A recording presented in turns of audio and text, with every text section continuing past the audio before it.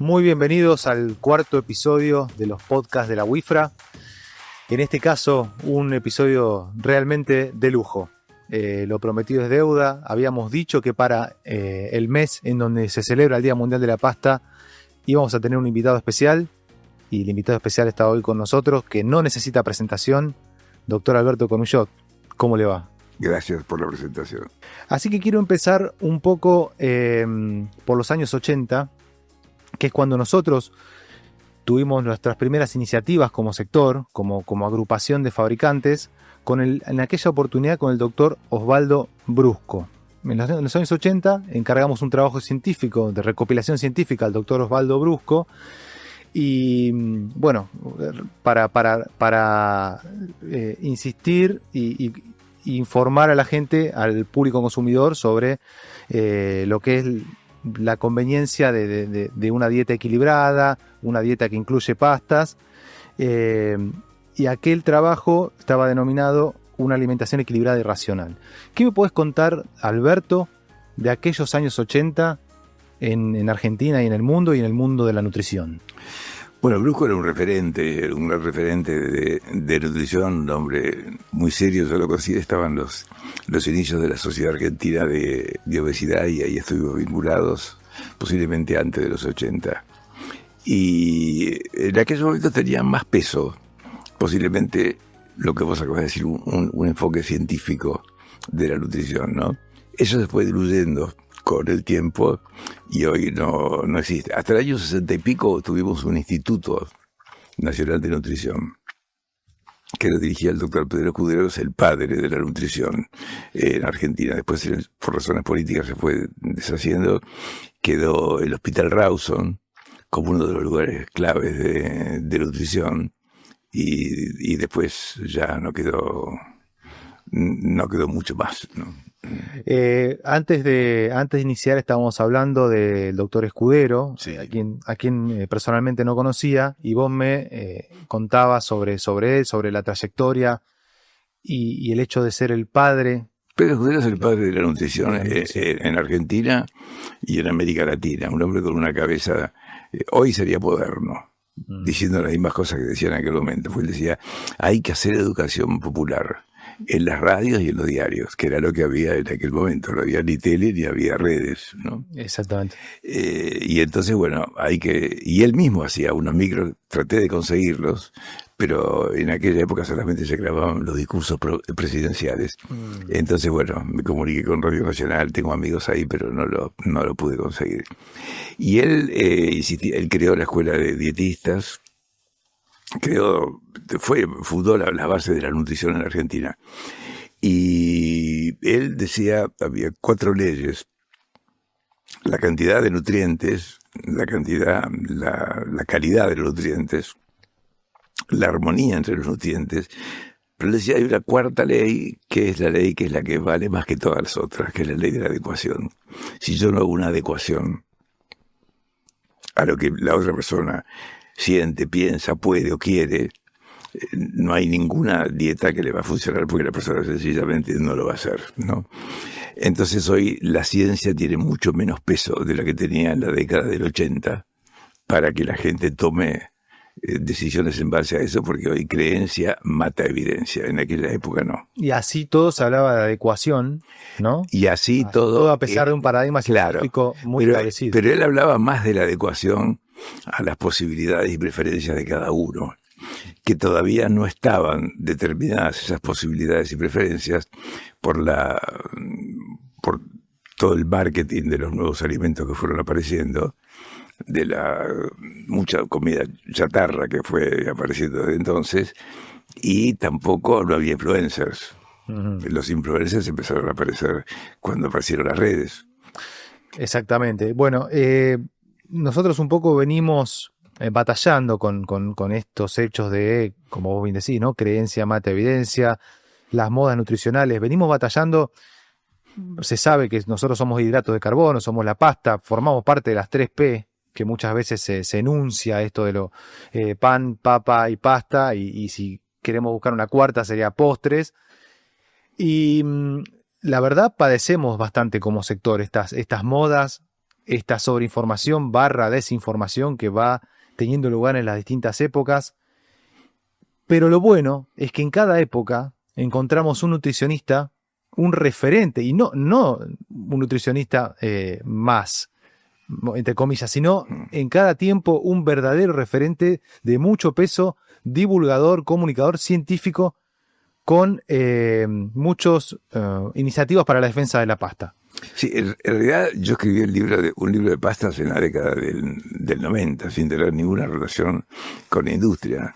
Pasta que no engordan, con una chef que fue nuestra compañera de trabajo durante 30 años, Estela Dima, y es un libro donde se explicaba por qué se podían comer pasta, cómo se las puede comer, y que podían formar parte perfectamente de una alimentación equilibrada, ¿no? Que no tenía nada en contra. Bueno, si vos le pones una salsa que tiene manteca, que tiene cualquier cantidad de sal y cualquier cantidad de panceta, bueno, te vas a encontrar con una pasta calórica. Sí. Sí, con grasa. Con grasa, ¿no? Exacto, sí. Volviendo al hecho esto de reflexionar desde dónde provienen a veces ciertas creencias que a veces van más por lo emocional que por lo racional y se terminan imponiendo. Nosotros hablábamos antes de entrar de la dieta de Atkins. Para el público, para contarle un poco, Alberto, de qué se trata la dieta de Atkins y cómo ha influido en estas tendencias, digamos, que son contrarias a los hidratos de carbono. La dieta de Atkins tiene su origen en 1853. No me estoy equivocando, ¿eh? Estoy diciendo 1853, con la dieta de Banting. Banting era un señor que tenía una empresa fúnebre y que bajó de peso. Y bajó de peso comiendo menos hidratos de carbono. Entonces él hizo un libro en el cual hacía la apología de bajar de peso sin comer hidratos de carbono. Cada 20 o 30 años esa dieta se fue renovando con distintos nombres, hasta que llegaron los 70 y los 80, que ahí se le puso dieta de Atkins. La tomó Atkins y... O sea, en la alimentación vos tenés 3 nutrientes: hidrato de carbono, proteínas y grasas. Entonces vos podés decir, según dónde te pares, vos podés aumentar los hidratos de carbono o bajarlos, aumentar las proteínas o bajarlas, y aumentar las grasas o bajarlas. No puedes inventar absolutamente nada nuevo, porque tenés 3 colores: azul, amarillo y rojo. No, puedes hacer más azul, más amarillo, más rojo, pero bueno, es eso lo que hay, ¿no? Entonces, no se han inventado ninguna dieta nueva, son todas repeticiones de dietas viejas.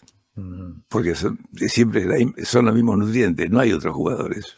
En los años 80, cuando hablamos del doctor Brusco y nuestro trabajo, el trabajo que encargó el sector de compilación científica, leyendo ese cuadernillo, decía, él acusaba a las dietas disarmónicas de ser peligrosas para la salud. Se ve que ya en estos años había cuestiones que afectaban el comportamiento de la gente, ¿no? Sí. Eran los años dorados de los no hidratos, pero sin embargo él afirma que el problema no eran los hidratos, sino proveer al organismo de la energía y los nutrientes necesarios. Tan elemental y aparentemente tan sencillo como eso. Bueno, ¿no? esa era la cantidad, la calidad y la armonía de los nutrientes. A eso se referían las leyes de Escudero. ¿Cuál es la cantidad de cada uno de los nutrientes, de hidratos de carbono, de proteínas y de grasas? Qué calidad de cada uno de ellos y cómo se los iba a armonizar. Eso no varió desde la década del 30. Entonces nosotros tenemos a Brusco en los 80, en los 90 te tenemos a vos, como bien dijiste recién, escribiendo un libro sobre pastas, y también vamos a reivindicar el trabajo del doctor Luciano Menaldo en un libro, en realidad hizo 2 libros, pero él escribió uno segundo más riguroso. El primero lo hizo como más una cuestión de hobby personal y el segundo más riguroso que se llamaba Las pastas no engordan. Él afirma en ese libro que en las antípodas de la famosa frase las pastas engordan, aún falta un largo camino por recorrer para imponer el concepto diametralmente opuesto, que es que las pastas no engordan. Y cierra diciendo que no son precisamente los países donde se consume más pasta donde hay más obesos, sino todo lo contrario. La obesidad es propia de países donde se consumen grandes cantidades de grasa, proteínas y azúcares. Sí, hoy en realidad son los países que consumen más cantidad de comida, lo que se llama ultraprocesada, que son combinaciones de grasa, azúcar, harinas y sal de una determinada manera, pero que están destinados, muchas veces ni siquiera son alimentos, ¿no? El paradigma es la papa frita de tubo, que no es un alimento, es una combinación de sustancias que no es papa, ¿no? Que se la consume como tal, pero bueno, no es una papa frita, es un alimento que combina determinados elementos que hacen que sea imposible de parar una vez que comiste una. Exactamente. Y a vos, Alberto, así como al doctor Luciano Menaldo, en una época similar, ¿qué te inspiró para hacer tu libro sobre pastas? Bueno, yo ya había escrito, para esa época, para el 90, había escrito, creo que sí, 5 o 6 libros, y en todos ellos defendía una alimentación variada, ¿no? Que era lo que siempre estuvo sobre el tapete, que era una alimentación variada, para muchas personas conveniente, repartida por lo menos en 4 veces, y con alguna colación, y en la que se podía incluir todo. Inclusive yo ahí daba maneras en las que se puede consumir las pastas que le hacen todavía que tengan como menos calorías asimilables, ¿no? Como por ejemplo enfriarlas, combinarlas con cualquier elemento, ya sea verduras o legumbres o proteínas o queso o pollo. Eso hace que cuando uno consume hidratos de carbono se eleva el índice glucémico, o sea, la cantidad de azúcar que hay en sangre durante un determinado tiempo. Si uno consume pan, se eleva mucho la glucemia, hace un pico bastante importante, o si consume azúcar, por ejemplo. Si uno combina pastas con pollo, o con arvejas, o con lentejas, o con zanahorias, o con cualquier combinación, o con queso, se absorbe más lentamente. Cuanto más rápidamente se absorba ese azúcar en la sangre, se libera más insulina, y esa insulina tiene la capacidad de formar grasa. Entonces, de lo que se trata, que la curva sea más lenta, que se absorba con más lentitud, sí, más y plana. es más plana, y es menos engordante de esa manera, ¿no? Exactamente. O sea que sobre que las pastas en sí mismo, un plato de pasta tiene 300 calorías, no menos. El asunto es ver qué le agregás al plato de pastas. Vos sabés, Alberto, que esto lo decía, estuve leyendo algo del libro de Luciano Menaldo y él hablaba justamente de eso. Dice, no culpen a la pasta, que nada que ver. Por supuesto que si vos a la pasta le pones una boloñesa, le pones encima crema, lo tomás con 3 vasos de vino, bueno, un queso rallado. Claro. Entonces vos ahí sí tenés un plato que es muy engordante, ¿no? Yo desde que nací, supongo que desde que nací no, pero desde que era niño, yo he comido pasta todos los días, todos los domingos de mi vida, y después por lo menos una vez más por semana, y lo sigo haciendo, ¿no? Sí, exactamente. Nosotros decimos que los consumidores de pasta más entusiastas son justamente los que consumen 2 platos o más por semana. Eso más o menos nosotros lo tenemos mapeado de esa manera. O sea que vos entras dentro de la categoría de entusiastas. He comido ravioles desde que recuerdo, y los días martes tenemos una combinación donde hay pasta con legumbres. Bueno, recién hablábamos antes de entrar también que muchas veces me decías un concepto que realmente me resultó curioso, interesante, que uno tiene que negociar con el paciente, con quien tiene el otro lado, para ver hasta qué punto, dentro de todo lo que sería ideal que coma, puede esa persona incorporar a sus hábitos. Así es, porque el paciente dice, bueno, yo quiero hacer ayuno intermitente, voy a comer 4 horas por día y voy a comer la dieta de Atkins, esas 4 horas. No es racional. Es absolutamente poco racional, es poco saludable, y sin embargo es lo que la persona va a hacer. Entonces, a partir de ahí, ¿qué es lo que puedo negociar? Bueno, ¿qué le gustaría conseguir en su dieta? Si lo que quiere es bajar para dentro de una semana que tiene una fiesta, bueno, puede ser cualquier cosa. Si lo que quiere es vivir más años y más saludable, bueno, ya la cosa cambia. Y depende de la edad que tenga. Si es una persona joven sabe que es inmortal e irrompible. Si es una persona que tiene 30, 40, ya sabe que es rompible y de a poco se va a dar cuenta, se va dando cuenta que también es mortal, ¿no? Pero si tenés 20 o 30 años, todavía sos inmortal. Entonces hay que ver qué estás buscando vos con tu alimentación. Y volvemos una vez más al concepto de creencia mata evidencia, ¿no? Que un poco va girando la charla en torno a eso y que se hace tan difícil. Partimos de la base de que hay una especie de condiciones para una buena nutrición que son más o menos conocidas. Y después desvíos sobre esa buena nutrición que... Ni siquiera desvíos, agarró por otro lado. Sí, ahí te encontrás. Y vas a Mar del Plata, pues agarrar por Dolores, por Chacobús, después agarrar un desvío, pero no, si agarras por la Panamericana no es un desvío. Va para otro lado, ¿no? Sí, sí. Y muchas de lo que se propone hoy en día va para otro lado, pero bueno, depende cuál es el objetivo que tenés. Su casamiento dentro de 15 días, vivir más años, vivirlos bien, cuidar el corazón, bajar el colesterol. ¿Cuál es tu objetivo? Hablamos entonces de que hay un patrón nutricional saludable.